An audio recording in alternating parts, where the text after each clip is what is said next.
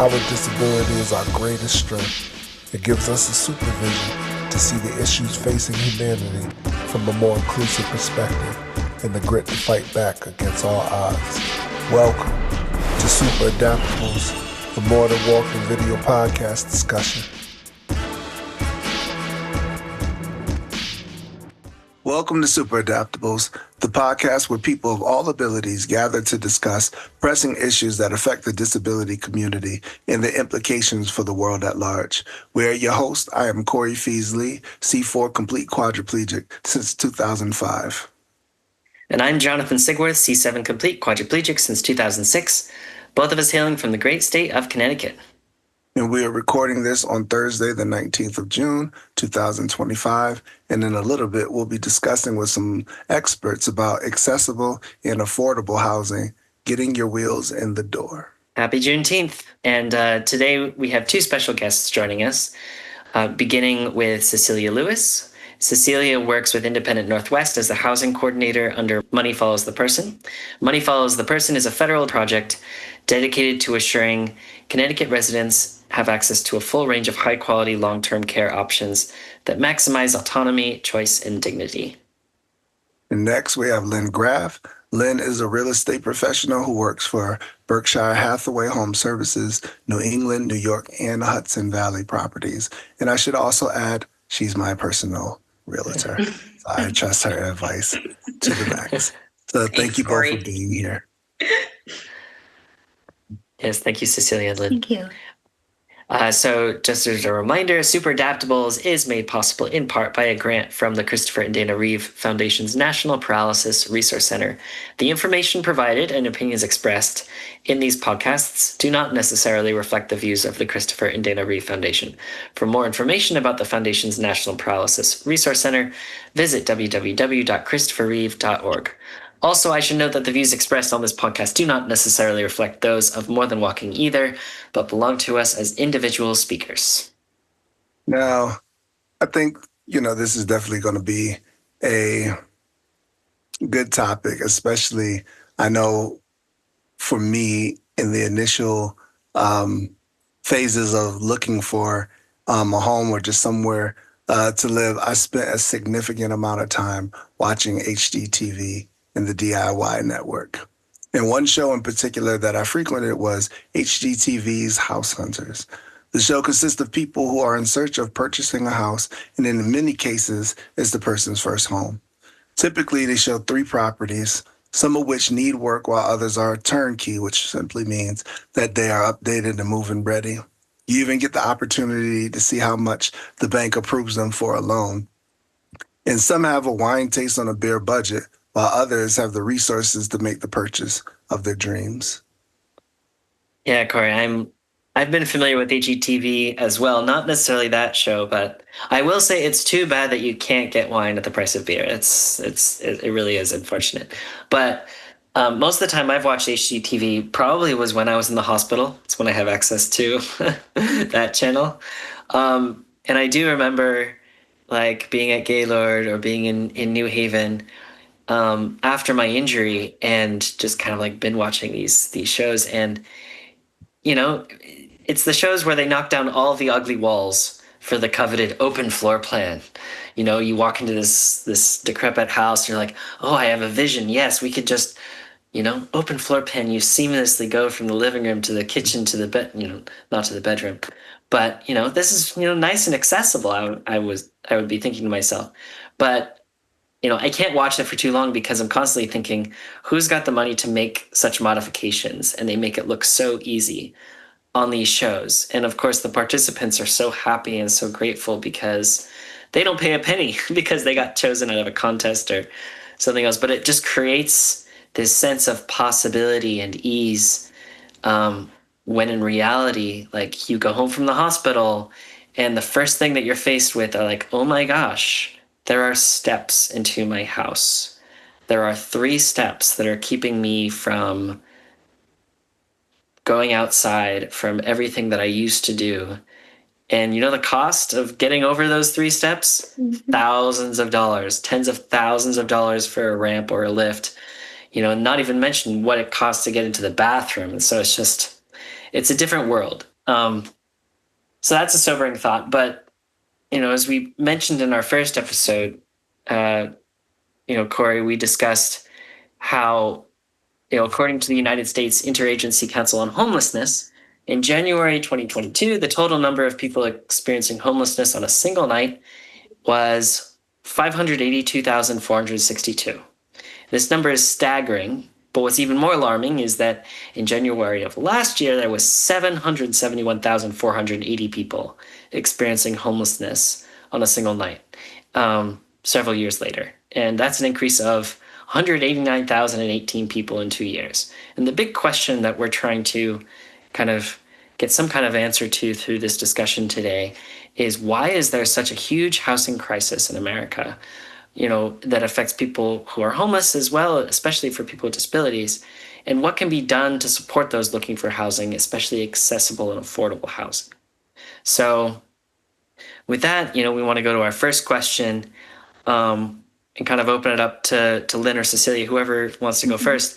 Of all available housing, how much of it is considered affordable, accessible, and both? I wouldn't know so much in percentage, but looking at it from the standpoint of the program participants that I work with, many of whom are living on a fixed income from Social Security, many of whom start with a referral to the program while they're in a nursing facility. That's where we pick them up. And if they're eligible, I apply for rental assistance for them through the rental assistance program, which is a program that it's not really open to many folks in the public, but it's open to a lot of programs through the shelter system, through the coordinated access network. I believe there are other programs that help people who are experiencing homelessness, like rapid rehousing. But just speaking from a general point of view from Money Follows the Person, the way we go into it is, once an individual applies for the program, they get a RAP certificate, which is only used in Connecticut. One of the things that I'm finding as a housing coordinator is that we have a maximum allowable rent schedule that we have to go by, and many of the rents in the areas that our consumers want to return to, because they're close to local supports and family, the rent is usually a lot more than what the program can pay. So it's not really affordable. And without a certificate, many of our folks who are living on a fixed income won't be able to make it. Wow. And how often is that rent schedule updated to meet current average prices? Often it's, I can say at least yearly. But last year we didn't see any increases because I believe the Department of Housing did an increase at least 3 years in a row during the COVID pandemic. And Lynn, any insights on your end about how much? I don't know the exact percentages, but I can tell you from, especially when I'm working with people that are looking for accessible homes, they're extremely difficult to find. And I mean, Corey can, weigh on this too. I mean, when we were looking for his first home, we were very fortunate that he found someone who was moving out of his home that was already completely made accessible. But Corey, how many homes did we look at that they just weren't? And then you take into consideration how much money it costs to make these homes accessible. And it's a problem. It's a big problem. Definitely. I know as far as, when we're talking about percentages and what have you, nationally, there's just a shortage. One statistic I read that the U.S. has a shortage of about 7.1 million rental homes affordable and available to renters with extremely low incomes. And when it comes down to accessible housing, less than 5% of the national housing supply is accessible to older or disabled Americans, right? And so, to Lynn's point, in my journey before finding the home that was already accessible, we went to 3 or 4 different homes prior to that, which had accessibility features, but it was like the bare minimum, right? Like, so, Yeah.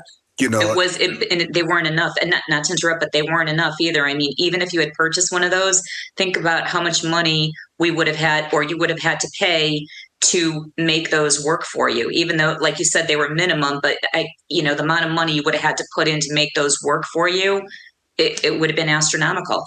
and that's the thing that is most troubling, even going back to percentages, that was, I gave you the guys the 5%, but it's less than 1% are accessible for people in wheelchairs. So, I take into consideration, I found a home that was a raised ranch. It had a ramp that was in the garage to get over the threshold downstairs, but to deploy the ramp from my actual vehicle could not be done inside of the garage, especially if 2 cars were parked there. There was an elevator in there, but then the lift could not support the weight of my chair to be able to get up. And then on the outside, there was no other ramp. So, as Lynn said, and as many people, I'm quite sure Cecilia has ran into this, even if I get you into the doorway, now you have to have the funds to make all of the modification, which, I and John know, a few people who, they're stuck in their house right now and it's just 5 steps, but the cost of the ramp is $7,500 to $10,000. So it's a real issue. It is a very real issue. Says Cecilia, how much is the highest rent that's covered with Money Follows the Person in Connecticut? Oh my goodness. It all depends on where you are. I would say the Stamford Norwalk area, which is a high rent area for a 2-bedroom apartment. If I'm working with someone that needs a live-in aid, so I'm looking for a 2-bedroom apartment, the program will go up to approximately I'm going to say 2,500, just rounding off for a 2-bedroom apartment.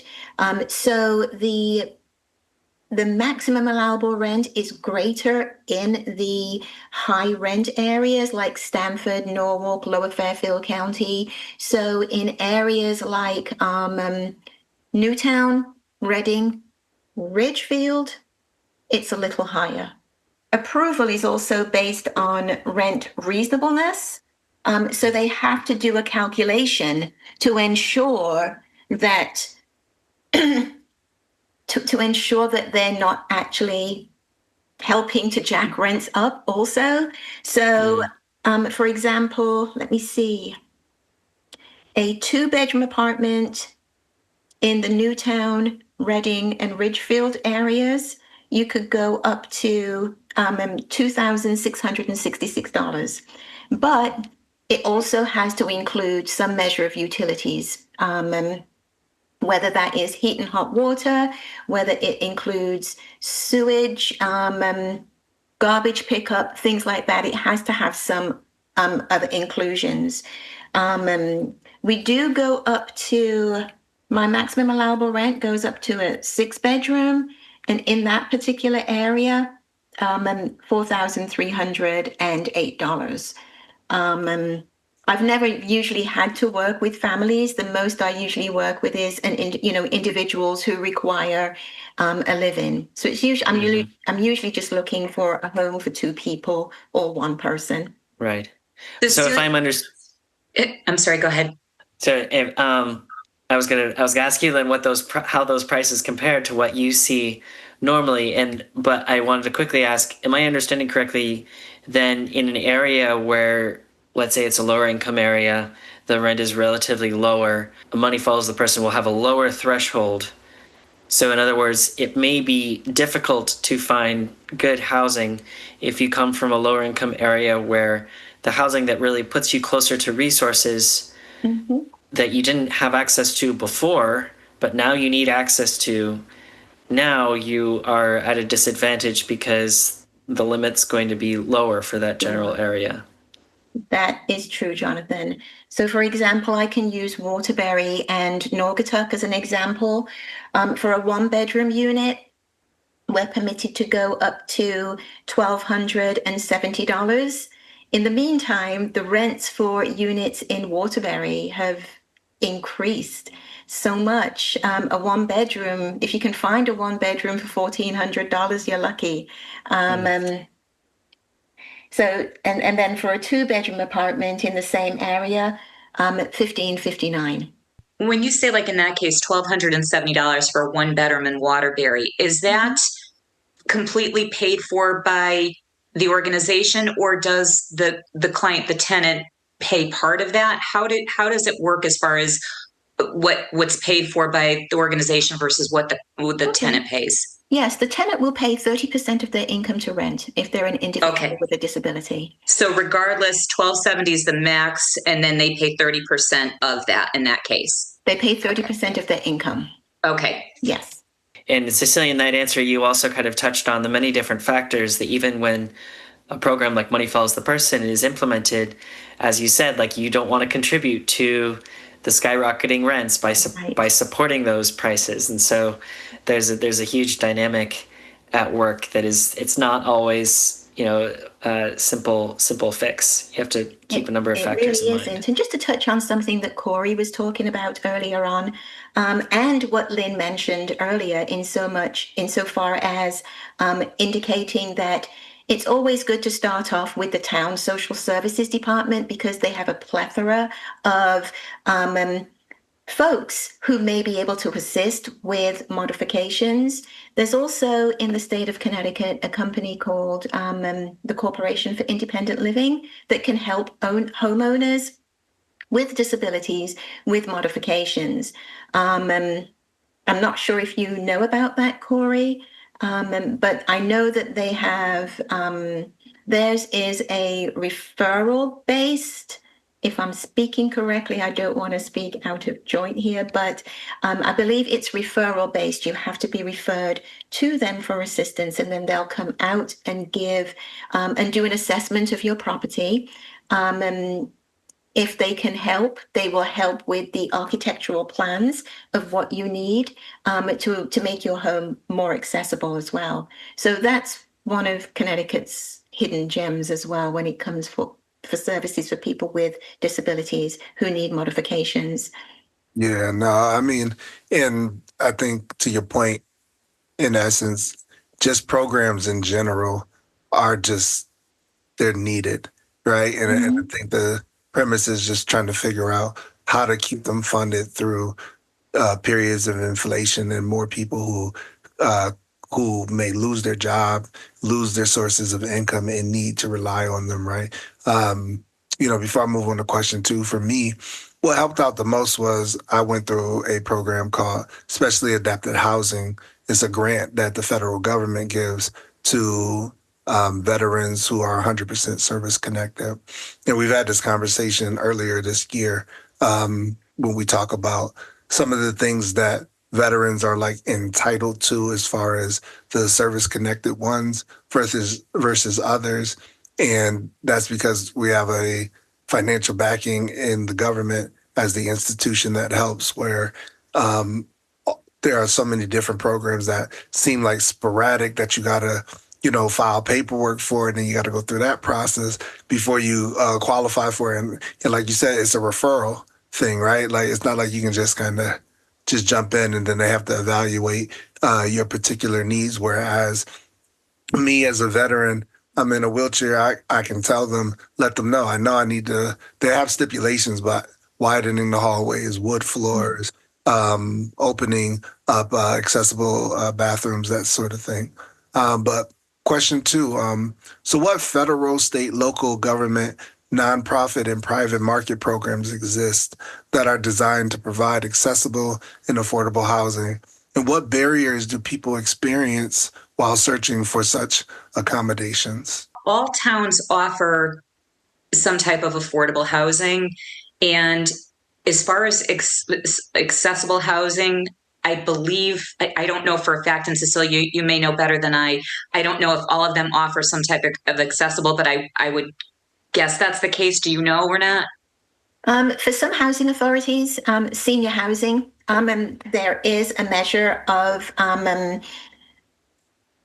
modifications. They do offer a measure of modifications. It could be as simple as, making sure there isn't a step and just like a threshold ramp there for that individual. Okay. Some have, not all have accessible bathrooms. Wide enough to make like a full, so that someone in a wheelchair can do kind of like a full turn. And I think that's one of the issues that a lot of folks have to deal with when they find themselves as wheelchair users, is finding a bathroom in a housing authority apartment that's big enough for them to go into. And the housing authority can do modifications, but I think that is on a case-by-case basis. I can't speak for a housing authority. I do know people who have gone into local authority housing who are seniors. In congregate housing, one particular place in Naugatuck actually has a large accessible bathroom on each floor, despite all the individuals having their own bathroom. If someone needs a rolling shower, there is one on the floor that they can use. So when you say the housing authority will sometimes do the modifications, would they pay for that then? Yes. Oh, okay. And going back, I'm just bouncing around a little bit, going back to the Corporation of Independent Living, as far as who would pay for that? Does the Corporation of Independent Living pay for those modifications? They get a grant each year. I can't remember the source. I believe sometimes they have to create a waiting list, but it's usually a first come, first serve basis. Okay. And then when you say they have to be referred, who is it? The social worker that refers them there, or who would be the referral source? It can be the social worker. I know through Money Follows the Person, we've used them a couple of times when we have individuals who are on waivers and the funding within the home and community-based package isn't sufficient. For elders, it's only up to $10,100. So if the modifications are going to be greater than that, we can refer to the Corporation for Independent Living to see if they may be able to complete that modification for that individual, whether it's a rolling shower or whether it's a ramp that we need to kind of like install. They may be able to do that, but we have to do it based on their availability and their fund availability also. So you can combine different funding sources for like the same client. You could look into a couple different sources for the same modification if needed. Yes. Okay, needed. Wonderful. I didn't realize that. Thank you. Awesome. I love, Lynn, you're taking notes for clients you're meeting. This is, this is all, it's so important. And, there's so much information that is out there that thank you guys, because it's so helpful to know this. So thank you. Absolutely. You do have to make sure though, Lynn, it's for individuals who are in a nursing home only. Okay. So if you have someone that is that had to go into a nursing home, and there is a barrier for them to return to their own home, that is a modification barrier, then we may be able to assist that individual to get that modification done. Okay. If they're in a nursing home. Okay. Right. Great. Thank you. You're welcome. Not on their way to a nursing home, because not on their way now. They're coming out. Yes. Yeah. No, I mean, this is sorry. I mean, this is one of the challenges where, if you know that your home's not going to be accessible, following a severe disability, going to a nursing home can be a very dangerous thing. Yes. And it's unfortunate that oftentimes that is a requirement in order to get access to those things to make the home an accessible place. But Corey, go ahead. Yeah. So I think one of the biggest concerns that people in the disability community have when it comes down to the programs that are available in helping them to find suitable lodging is this idea of wait list, right? And Yep. so Big, big time. with money follows the person, if they're trying to make that transition, like they know, okay, I'm going to be leaving a nursing home and I'm looking for a place to rent. How long between like maybe an application process to actually finding a home or receiving the funds does it take on average for that person to be able to Great question. make that transition? It varies from person to person, Corey. I'd hate to say, oh, it takes 3 months, and then we run into issues like what's their credit like. A lot of landlords won't rent to someone that has a credit score below 600. I'm running into that a lot. Or if there's a criminal history or a history of evictions, that also creates barriers for that person to move forward in a timely manner. So it can take anywhere from 3 to 6 months at best. Sometimes, if there are other barriers and challenges, it can take a little longer. Okay. And would that include, like, if they were getting any other kind of, I don't know, subsidies from the federal government, would that be looked at? Okay, well, your income threshold, like you're making too much to be able to utilize this program. There are ways around that. If an individual is making too much, first and foremost, they have to be eligible for Medicaid to participate in this program, in the Money Follows the Person program.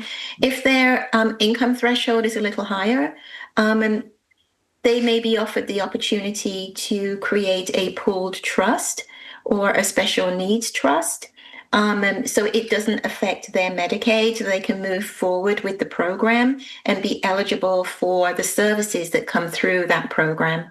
That's great. I mean, to be clear, these Money Follows the Person as a federal program, is available in all states. Is that right, Cecilia? Yes, it's available in all states, but it varies in all states too. So what's available in Connecticut, say for example, we have access to rental assistance, the rental assistance program, which is like the housing choice voucher.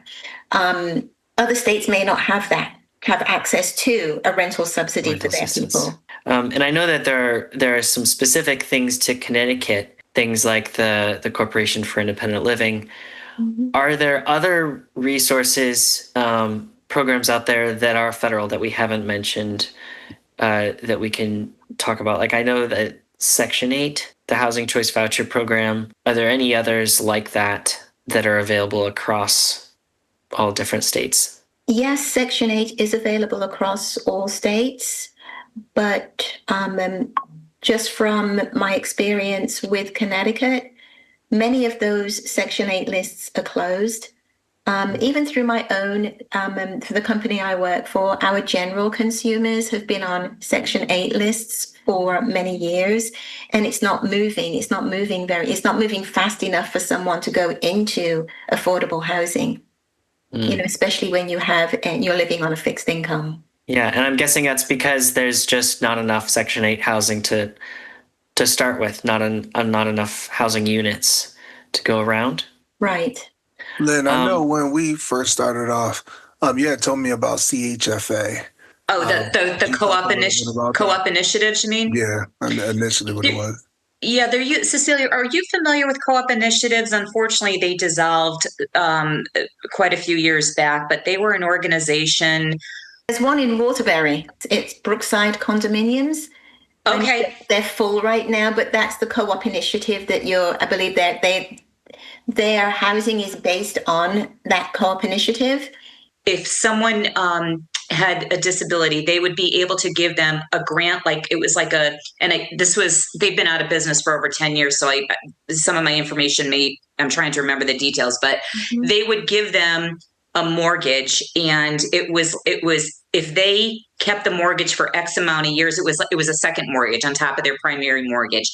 If they kept the mortgage for X amount of years, the mortgage would be forgiven. So it was really nice, and they helped with modifications for accessibility modifications. And I can't remember on that if those were I think they were grants that the people did not have to pay back. I can't remember the details, but it was a wonderful, wonderful, wonderful program. And unfortunately, I want to say maybe in 15 years ago, it unfortunately dissolved, went out of business, whatever you want to call it. But they helped so many people with disabilities for getting into housing, getting out of nursing home situations, like you talked about, helping with mortgages, modification in the home. And I tried to do a little research the last few days too before the call to see if I could find anything on there, if it was, and they don't even have a website anymore. So something like that was a real help for people, but I don't know of anything that has come in to replace, what co-op initiatives did. No, I don't know of anything like that. Most of the folks that I work with aren't people who would have the means to purchase homes. Many of them are just renters, trying to find something that's accessible or something that's affordable. Yeah. And when I was doing a lot of work with co-op initiatives, and I initially started with them like in the late 90s, and prices were so much lower back then. So you could find a condo or a smaller home and it was affordable. And now, unfortunately, pricing has become so high that it unfortunately knocks a lot of people out being able to afford anything, not to mention, just the interest rates are high too. So it's between that, it's hard for people to find affordable housing now, even if it's quote unquote not even determined to be affordable. But I'm just saying for people to find something that they can afford on a monthly basis. But isn't that like part of the problem, right? We divvy up housing, condos, renters. At the end of the day, it's paying to live somewhere, right? Yes. So whether you pay $1,400 or you pay $3,500, you're still paying for something that at the end of the day, like, you don't really technically own anyway. You're constantly going to be paying taxes on something that's not 100% yours. So it's just sometimes the argument just seems like outrageous, right? Like we really are just trying to, people just need shelter, and not just any shelter that you just kind of put together. It's just about adequate lodging that can support your unique needs. But I digress. Yeah. Oh, no. I definitely feel you on that one, Corey. Housing is a human right.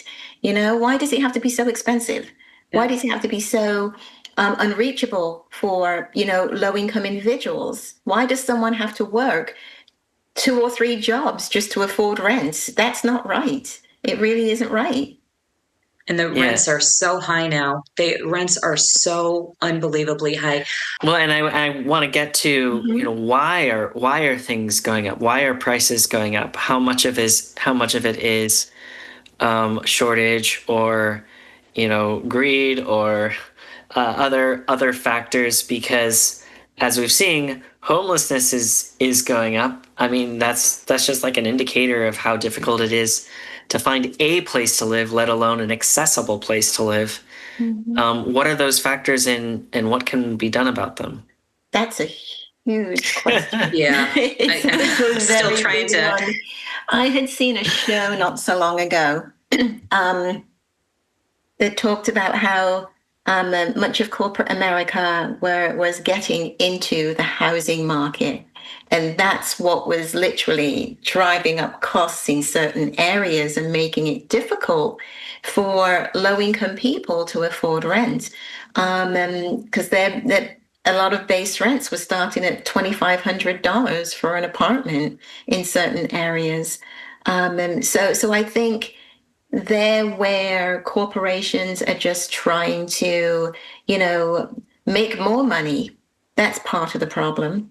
There isn't enough low-income tax housing going up. There just isn't enough housing all around. I mean, that figure that you stated earlier on, Jonathan, insofar as it's the housing, was it nationally or was it just for Connecticut alone that had gone up 189,000? Oh, that was nationally. That was nationally. It shouldn't go up if they're saying that, a certain amount of buildings are going up here and a certain amount of buildings are going up in this particular state and stuff. We shouldn't see a rise in homelessness. You know what I do see?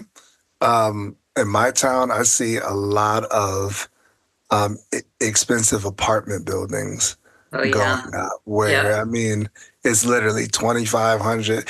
For a home that may cost you six, $700,000, you're going to pay that for a condo or an Hmm. apartment here in my town. So I see a lot of those being erected. Um, Luxury apartments. Luxury Yeah. apartments, and they're just going left and right. And it brings me back, like, we're talking about, the how just how it's a housing shortage. When I sold my first house, it we had buyers coming in, but the person who ultimately bought it happened to be a company that does group homes. Hmm. And now that I look back, I understand why, because it's accessible. It had already been modified. Everything Yeah. was just made fine. It's on a flat surface at the top of a cul-de-sac, so it's in a safe area.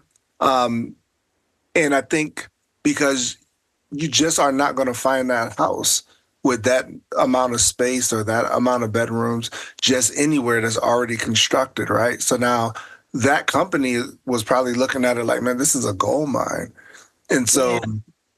so, I think the support aspect of it is great, but why are people actually getting into this industry, right? Is it to just help people, or is it to figure out a way to funnel in more money? Make money off it. Well, and we mentioned about the housing co-ops. Can you guys briefly, because we were talking about it, can we briefly describe what those are, and even if it doesn't exist still in Connecticut, this particular one, does this model exist in other places in other forms?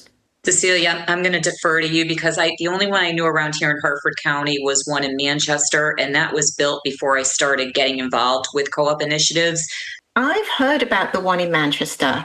If only there were many more. The one that I was referring to in Waterbury, they were renting out this unit. Another person with a disability had moved out of, and they want what they pride themselves on doing is they have a tenant.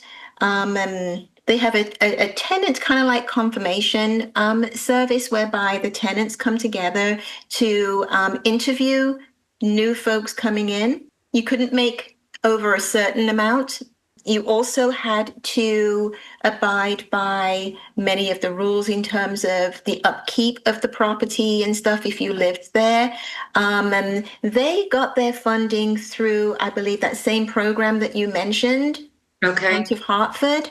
Yep. They've been in existence now, I believe, for over 30 years. So the idea is, hey, let's control rent pricing by taking all of these rentable units, Yes. setting income limits that we decide as a co-op made up of the renters themselves.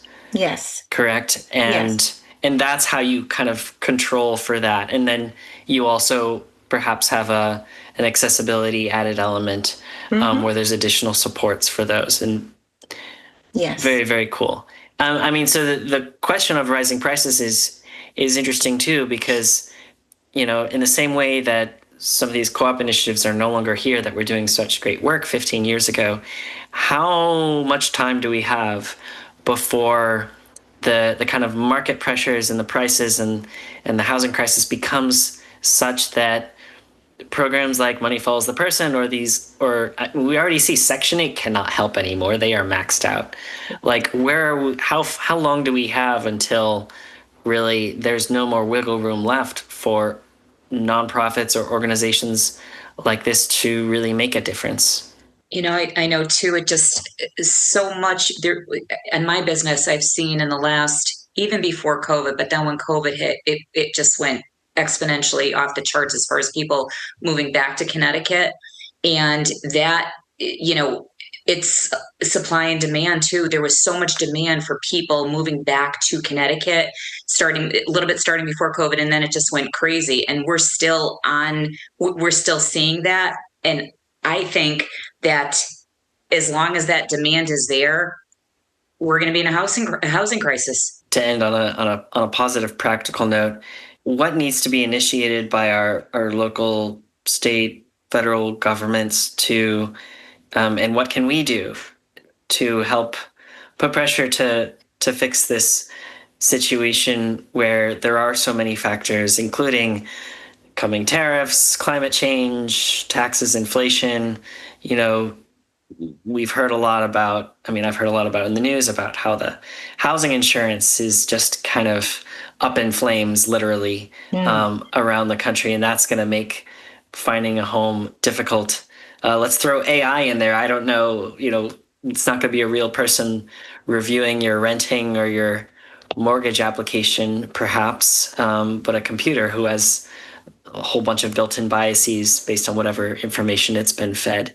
And can we add to that question in a practical fashion? Could you also just kind of walk people through, Lynn and Cecilia, like just about that loan processing or cash on hand? Yeah, One of I the can. things you talked about, Cecilia, earlier was like some people aren't going to be rented to because their credit score is too low, right? Or their criminal history. So in a practical fashion, in addition to what John said, what are some of the things that people can try to do to prep themselves for a rental situation or a home owning situation? I can tell you, as far as on a purchase side, before when I first receive a phone call from someone that says they want to buy, the very first thing before we pull up one listing online, before we do anything, I say to them, you need to talk to your bank, a lender, or refer someone to them if they don't have a relationship with someone,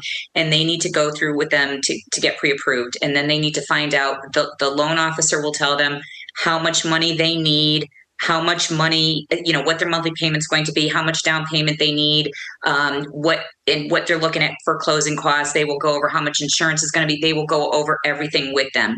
They need, before you look at anything, that is the first and foremost thing that you need to do, is get pre-approved by a lender.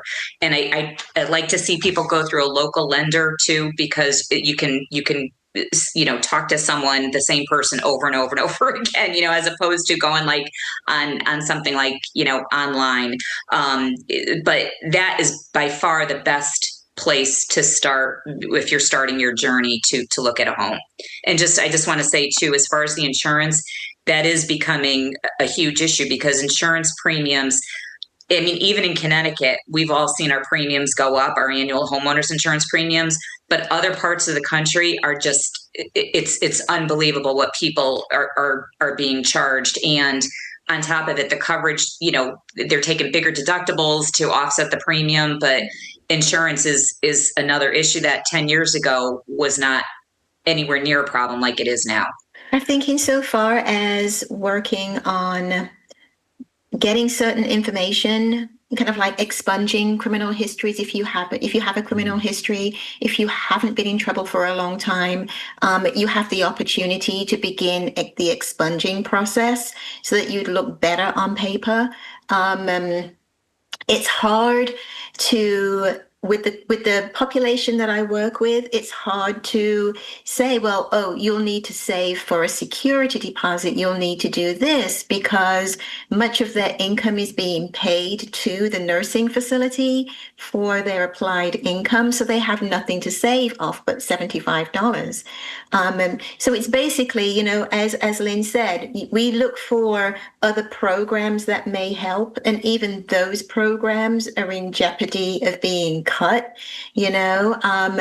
so from my standpoint, it's kind of like difficult. It's a juggling game. If this wins for one, it might not work for another person, because there's either other barriers or fewer barriers for that person. But I definitely look at every single case on an individual, as an individual case. No two cases are alike for me. No two people are alike. Each come with their own nuances and their own challenges, or no challenges at all. But it's just basically making sure that there are programs in their area that they can get assistance with. So if they're moving to New Haven, I do like a little search of what's available there to support them when they're there, if they might need some sort of assistance, or in Danbury, checking out with the Danbury Social Service Department or in Brookfield to see what they might have to help that person along once they're in the community. Absolutely. Like going back to what Lynn said, talk to your local town social services. Yeah. They will know all those different programs you can qualify for. And I just want to say they are a wealth of information, and so many people do not know that those services even exist. It's amazing how many people we run across that they don't even know that the towns have these people to talk to, and they are a wealth of information. And 211. Oh, and okay. Yeah. And 211.